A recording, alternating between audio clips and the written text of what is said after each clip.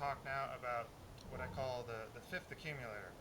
I should probably start with what the first four are. Since I was raised in the TGM world, the early days, we were taught that there were four power accumulators, which I agree with. But I think there's been an oversight, in my opinion, in what I call the fifth accumulator.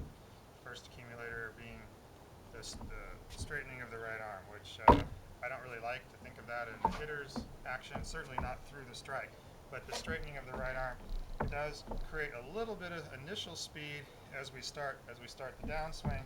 The right arm straightens out some to help get the club down to P3. So there's a little bit of initial passive power starting with the right arm. Number two, the uncocking of the wrist.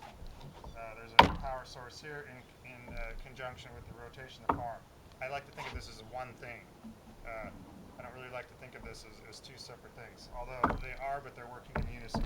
If you rotate the forearms from P3 into impact and you don't uncock the wrist, you're not going to hit the golf ball. You're going to come here. You have to uncock the wrist. If you focus on forearm rotation and work on striking, if you're going to actually hit the golf ball, then the wrist, it has to uncock. So consider that just one motion, forearm rotation. Okay. The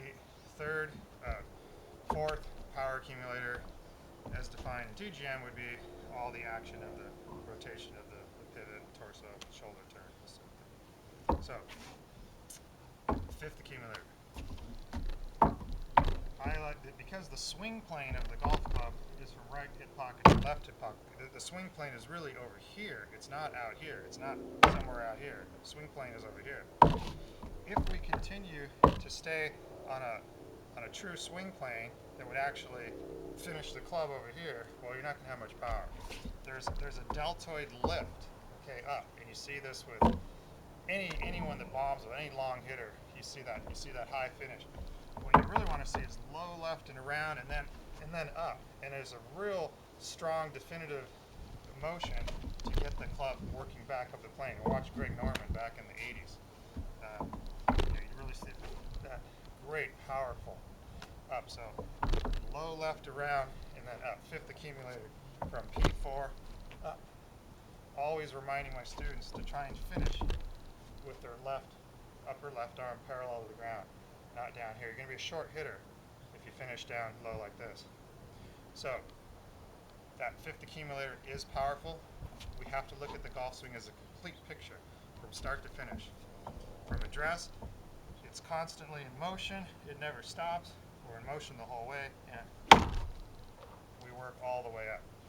Doesn't matter where the golf ball is. We can put the golf ball here, here, here, here. Doesn't matter. We choose to put it here, and in the swing, the ball gets in the way and we strike it. But the swing itself is something that we can learn to master without a golf ball at all. Learn to swing the club in a complete motion all the way through, from start to finish. Work on these things.